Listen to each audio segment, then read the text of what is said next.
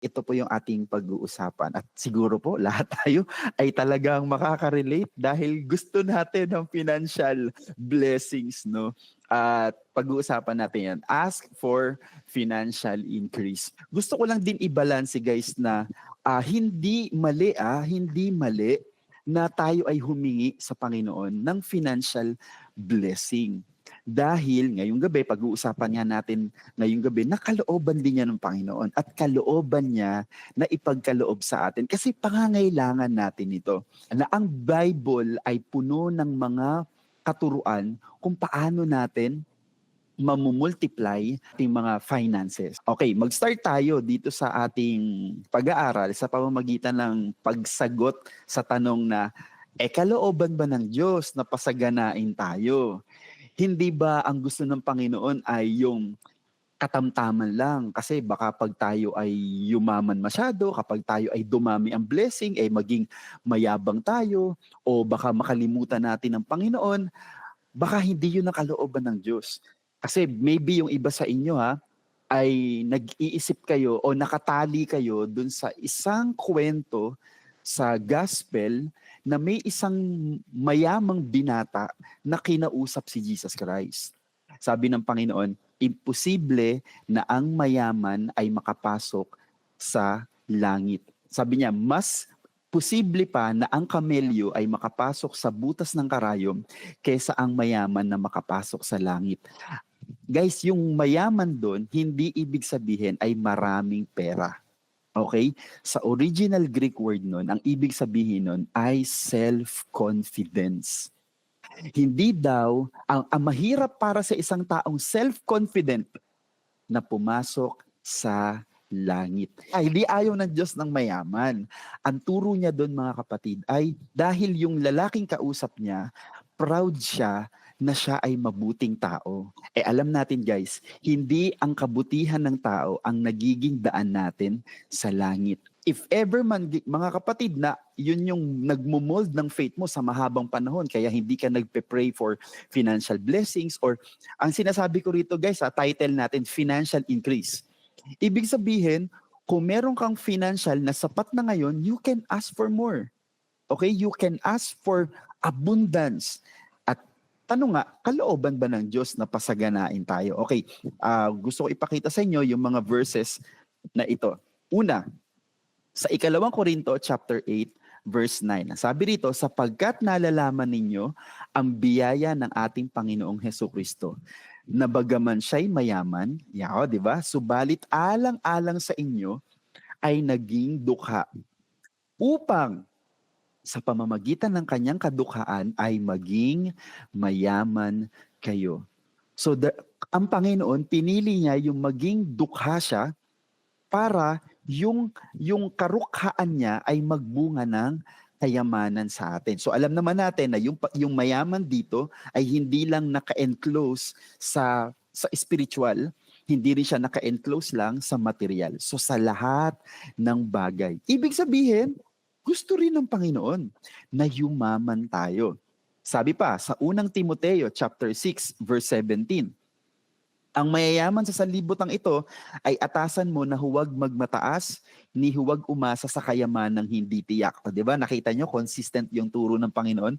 Hindi sinabi na, sabihan mo yung mayayaman na huwag nang maging mayaman. Hindi. Okay, mayaman kayo, pero huwag kayong magmataas na parang umaasa na kayo dyan sa kayamanan na meron kayo. Kundi, saan daw aasa? Kundi sa Diyos na nagbibigay sa atin, tingnan nyo ng lahat ng mga bagay para sa ating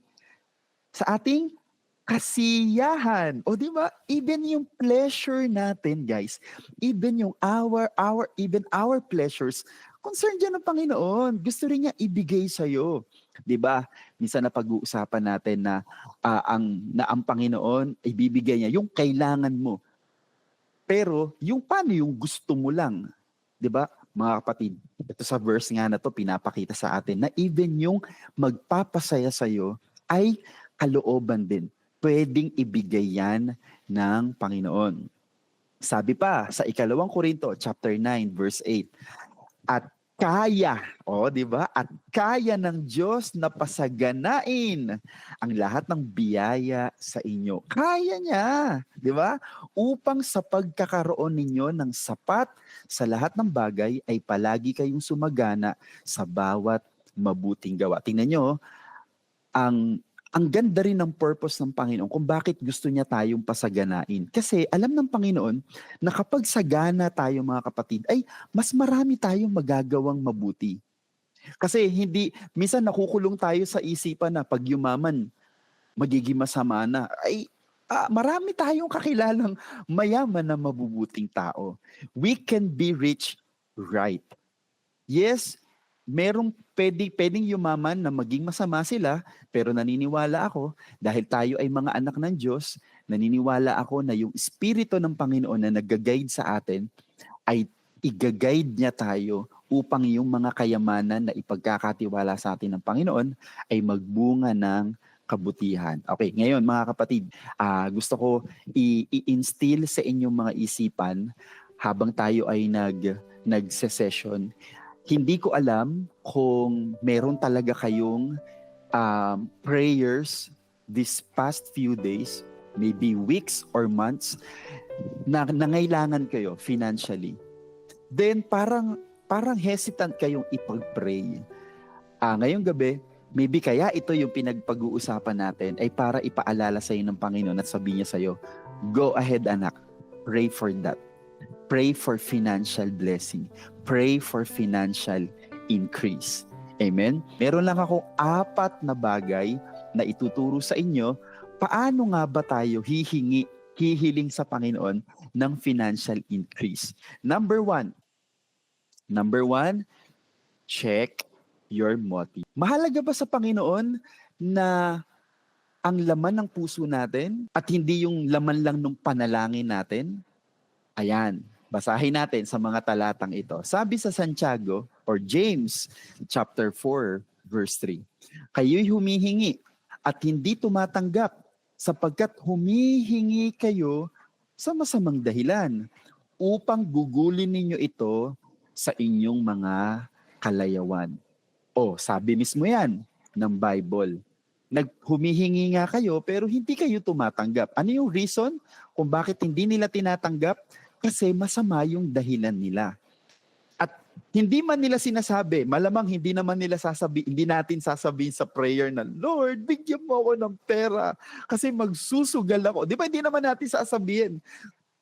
Pwede sabihin natin sila, Lord, bigyan mo ako ng pera. Kailangan ko, naghihirap na ako. Pero tingnan nyo, ang Panginoon, hindi lang niya naririnig yung ating utterance, hindi lang niya naririnig yung words na binabanggit ng ating mga labi, mas naririnig at naiintindihan ng Panginoon yung words ng ating mga puso. Tingnan nyo, sabi sa Proverbs chapter 16, verse 2, babasahin natin sa NIV, all a person's ways seem pure to them. Sabi doon, lahat daw ng mga lakad, lahat daw ng mga panukala, lahat ng mga plano, lahat ng mga hakbang ng tao, sa paningin nila, tama. But motives are weighed by the Lord. Tayo mga tao, pwede talaga natin sabihin, tama talaga itong pinaplano ko. Maganda itong pinaplano ko, kaya hihingi ako ng ganito, kaya hihingi ko to. Ang ganda talaga nung pwedeng maging resulta kapag ito yung ginawa ko. Para sa atin, guys, laging kapag nagplano tayo, parang ang perfect, parang ang ganda. Pero again, ang Panginoon, nakikita niya yung laman, yung motibo ng ating mga puso. Kaya if you will ask for financial increase, for financial blessings, guys, always check your heart. Natatandaan nyo, isa sa mga sessions natin, pinag-usapan natin yung pwede nating isama sa prayers natin na baka nalilimutan na natin, yung ipinapacheck natin yung ating mga puso sa Panginoon. Isama natin yun sa prayer. Lord, magpe-pray ako nito. Pero Lord, ito yung sinasabi ng isip ko na reason kung bakit ko ito hinihingi. Pero ikaw ang nakakaalam ng puso ko. And guys, you can ask the Holy Spirit na itama yung iyong motibo. Okay? Sabi pa sa Kawikaan chapter 17 verse 3 or Proverbs chapter 17 verse 3, ang dalisayan ay para sa pilak, ang hurno ay sa ginto. Tingnan mo, ang yung daw ano, yung ginagamit pang dalisay ay ginagamit sa pilak. Yung hurno, yung sunugan, yung ano, yung apoy ay para sa ginto. Ngunit sinusubok ng Panginoon ang mga puso. Okay, ang pilak, meron talagang ginagamit guys na machine para iyon ay mapolish. Ganon din na ang ginto, guys, idinadarang yang sa apoy para mas lalo siyang madalisay. Pero sa Panginoon, ang dinadalisay niya sa atin at ang sinusubok niya, hindi yung mga properties natin, hindi yung singsing mo, hindi yung pilak mo, ang chine-check ng Panginoon ay ang ating mga puso. Amen? Kaya number 1, check our motives. Number 2, so kapag mga kapatid, we are confident no na sure yung ating motibo, na lalo na kung yung paghingi mo sa Panginoon ay ayon sa salita ng Diyos, nako. Guys, ask confidently. Wag yung minsan ito yung mahirap sa atin yung parang hihingin ko kaya to. Ano kaya? Parang nag-pray ka na, Lord, bigyan mo nga ako ng ganito. Parang nakakaya. Yung parang titigil ka pa. Alam mo yun? Yung parang nag-hesitate ka. Pero guys, if you have the right motive, and if you are walking according to the word of God, according to His promises, you have that word, then guys, ask confidently. May pag-uusapan tayo. Ito guys, tong character na to, very popular siya. Sa maraming libro ang nasulat about prayer at itong taong to ang ginamit nilang object, character. Ito ay si Jabez. Sa unang kronika o First Chronicles chapter 4 verse 9 to 10, si Jabez ay higit na kagalang-galang kaysa kanyang mga kapatid. At tinawag ng kanyang ina ang kanyang pangalan na Jabez, na sinasabi, sapagkat ipinanganak ko siya ng may kahirapan. So si Jabez guys, alam nyo, noong unang panahon, kaya ang ipinapangalan sa mga tao ay according sa kanilang kalagayan, according sa kanilang karanasan. At si Jabez, yung palang word, yung palang pangalan ni Jabez, ay talagang kahirapan ang ibig sabihin. Okay, tingnan nyo so si Jabez ay lumaking mahirap, pero higit sa kanyang mga kapatid, kagalang-galang siya. Okay, so tingnan nyo ibig sabihin, maybe yung motive pa lang, merong check na good motive kasi kagalang-galang si Jabez. Tingnan nyo, sa verse 10, at si Jabez ay dumalangin sa Diyos ng Israel na nagsasabi, O ako naway iyong pagpalain at palawakin ng aking nasasakupan, na ang iyong kamay ay sumaakin at ingatan mo ako sa kasamaan upang huwag akong maghirap. Anong sabi niya? Panginoon, pagpalain mo ko, palawakin mo yung aking nasasakupan.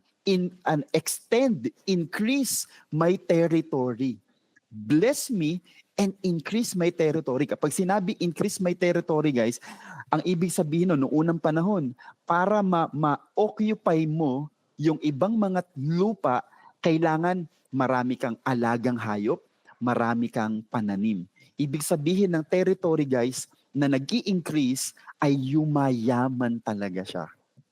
Tingnan nyo si Jabez, nag-pray siya opposite dun sa kanyang background. Ano yung background niya? Hirap, kahirapan. Pero si Jabez nag-pray sa Panginoon confidently. Wala siyang wala siyang sinabi sa Panginoon, wala nga siyang pinagmamalaki. Ang sabi lang niya, Lord, just do this favor for me. Hindi niya sinabi, Panginoon, since ako naman ay kaawa-awa ng mahabang panahon. Wala just confidently. And specific yung kanyang mga hinihingi, guys. Ano yung sabi dun sa last part? At ipinagkaloob ng Diyos sa kanya ang kanyang hiniling. So ngayong gabi, guys, what if ang Panginoon ay gustong-gusto kang i-bless, pero may limitation Ang Panginoon, although walang bagay na hindi siya magagawa, pero ang nagiging limitation ng Panginoon ay tayo. Why we don't have? Because we don't ask. Gusto ka na palang i-bless ng Panginoon, pero yung faith mo ay meron kang paniniwala na hindi nakakahiyang humingi ng financial blessing sa Panginoon. May isang lumang-lumang kwento, no, na isang lingkod ng Panginoon na nagkaroon siya ng panaginip na doon sa kanyang panaginip ay isinama siya ng anghel sa langit. Tapos sabi nung anghel, halika, isasama kita dun sa kwarto na nakalaan para sa'yo, yung bahay na nakalaan para sa'yo. So dinala siya doon at nakita niya yung bahay na inilaan sa kanya ng Panginoon. Apakaganda! Ngayon, dun sa bahay na yun, ang dami niyang gamit na nakita.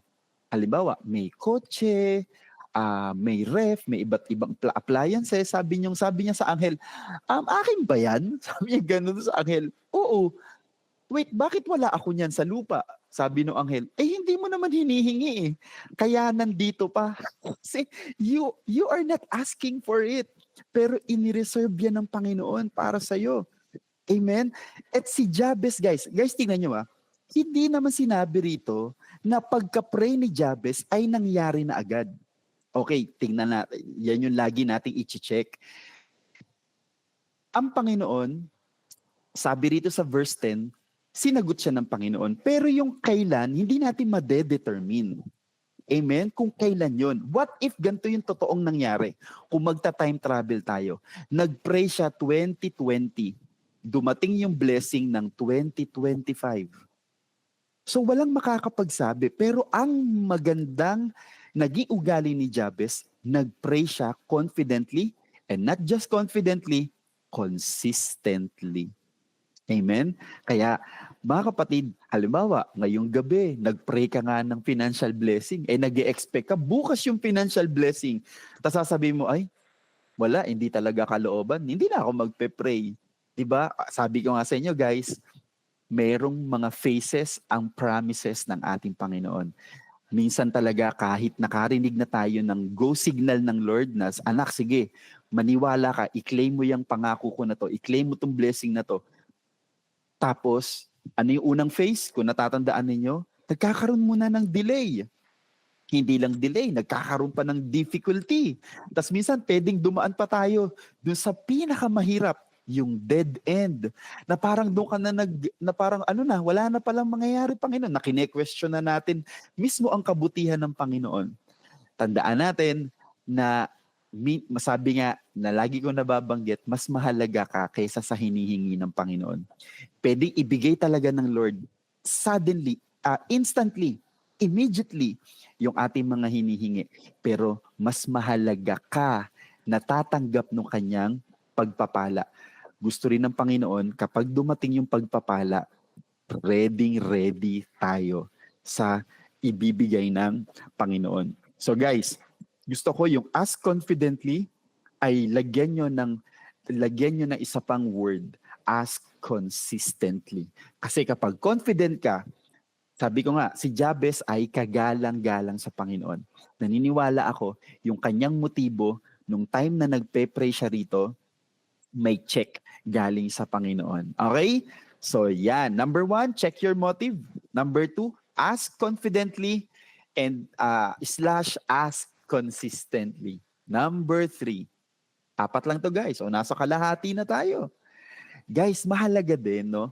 Habang, sabi ko nga sa inyo, yung pagpe-pray ni Jabez, hindi naman natin masasabi na kinabukasan nangyari agad yon.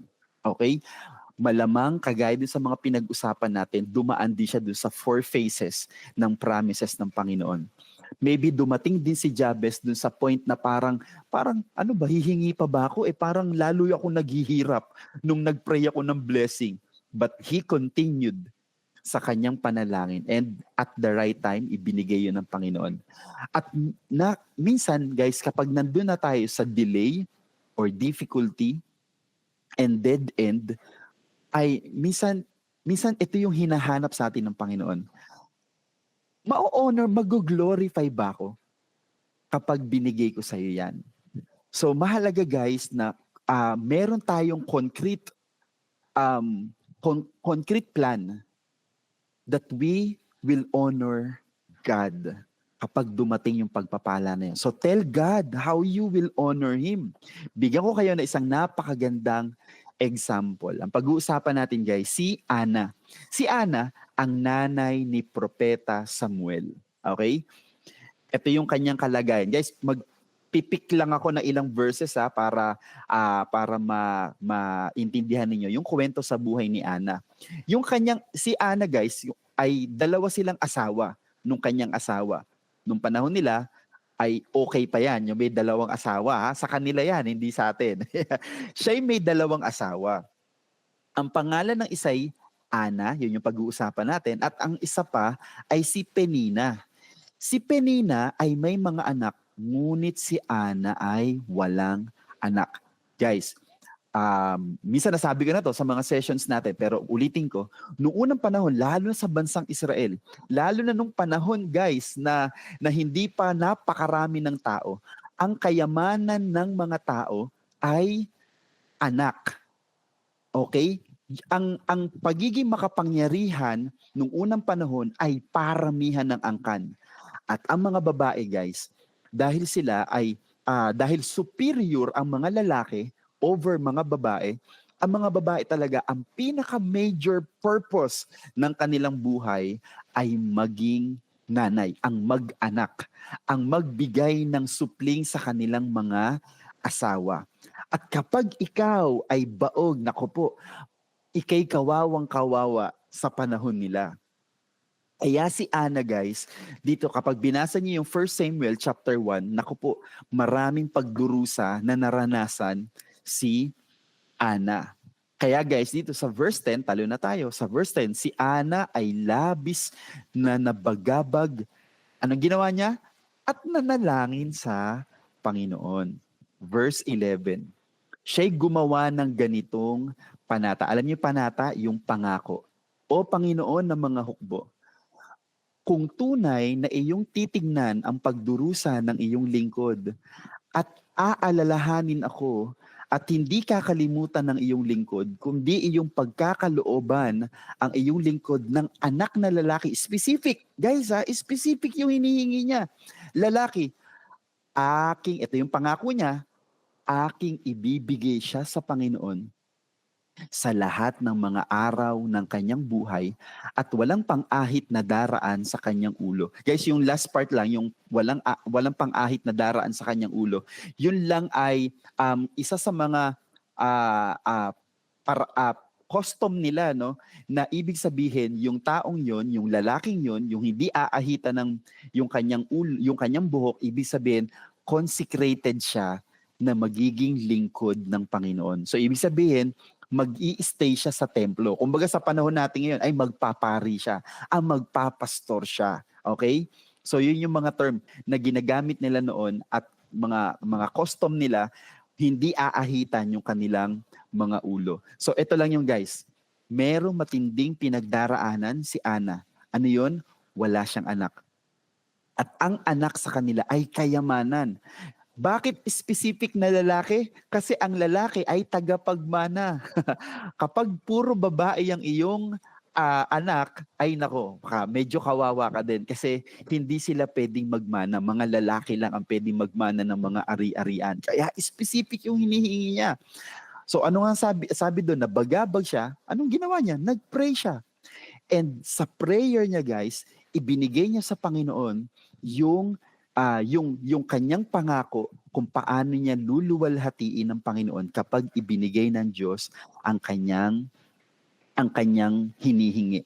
And guys, to cut the story, itong panalangin ni Ana ay ibinigay ng Panginoon at naging anak niya nga si Samuel. At nung tamang edad na ni Samuel guys, hindi naman siya pagkapanganak guys ay dinala na sa templo. Siyempre, pinalaki niya muna na nasa aruga ng kanyang nanay. Tapos nung nasa tamang gulang na si Samuel, dinala na niya kay Propeta Eli at para siya na yung magpalaki kasi siya yung magiging kahalili ni Propeta Eli. At ang buong buhay ni Samuel, guys, ay naglingkod siya sa Panginoon. Tinupad niya. Tingnan nyo, guys, ha. Alam ng Panginoon, natutuparin ng babaeng ito ang pangako niya. Tama? Alam ng Panginoon na nung nananalangin si Ana, ay seryoso sa kanyang pangako sa Panginoon. Okay, kaya guys, number 1, check our motives. Number 2, ask confidently, ask consistently. Number 3, tell God how you will honor Him. And lastly, guys, be faithful with what you already have. Minsan ay ganito tayo, Lord, mangangako ako talaga, hindi na ako magiging magastos kapag biniles mo ko. Lord, promise, mag-iipon na talaga ako kapag biniles mo ko. Kapatid, hindi naman tayo kinulang eh. We already have. We are already blessed. Pero ang tanong, are we faithful? Are we already faithful with what we have? Kasi, sabi rito guys, sa Lucas chapter 16, verse 10, kung mapagkakatiwalaan tayo sa maliit, ay mapagkakatiwalaan din tayo sa malaking bagay. Pero kung doon pa lang sa maliit ay nakakapandaya na tayo, ay kahit malaki ang ibigay sa atin, magiging madaya rin tayo. Hindi rin tayo magiging faithful. So, if we are asking for financial increase, then guys, habang wala pa yon, continuously pray, i-check natin yung motive natin, pero kung ano yung meron na sa atin, magtapat na tayo, pakita natin sa Panginoon, magpa-train na tayo, magpaturo tayo sa Panginoon, na dun sa meron ka ngayon, nagiging tapat ka na sa Panginoon. Sabi sa verse 11, kaya kung hindi kayo mapagkakatiwalaan sa mga kayamanan sa mundong ito, sino magtitiwala sa inyo ng tunay na kayamanan? So mga kapatid, we are encouraged tonight na mag-pray for financial blessings, for financial increase. But ask ourselves, sa estado ba natin mapagkakatiwalaan na tayo? Dun sa meron tayo? Dun sa kakaunti na meron tayo? Sabi ko nga guys, nung minsan pinag-uusapan natin yung paano ba tayo sasagana, no? At minsan may mga tao na, Lord,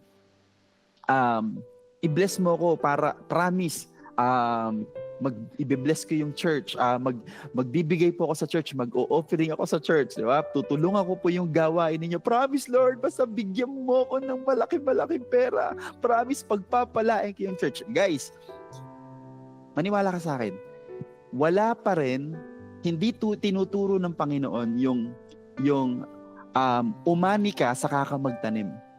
Consistent ang Bible. Magtanim ka para umani ka. So, kung dyan pa lang sa konti na meron tayo ay hindi tayo nagkakaroon ng bahagi, no, sa gawain ng ating Panginoon, yun yung sinasabi natin na huwag mo antayin na i-bless ka ng Panginoon saka ka magbigay. Magbigay ka na kasi isa rin yun sa nagiging mabisang paraan para sumagana tayo, para pasaganain tayo ng Panginoon. Kasi ang turo ng Panginoon, ang nagbibigay ng kaunti, kaunti rin ang tatanggapin. Pero ang nagbibigay ng sagana, sagana rin ang ibibigay sa Kanya. Again, how much do you have? How much do you have in your life? Diyan ba sa meron ka, sabihin natin kaunti pa lang, diyan ba sa kaunti pa lang, ay nagiging mabuting katiwala ka na ng blessing ng ating Panginoon? Ang Panginoon ba, ang gawain ba ng Panginoon ay part na ng iyong financial, ng iyong finances? Kasi guys, kung nagpe-pray ka ng finances para maging part ang Panginoon dun sa finances na yon, I really doubt mga kapatid. Kasi dapat ngayon pa lang, part na ang Panginoon. Kahit little pa lang ang meron tayo. Amen? Again guys, ano nga yung mga natutunan natin? Kalooban ng Panginoon na tayo ay magkaroon ng financial blessings.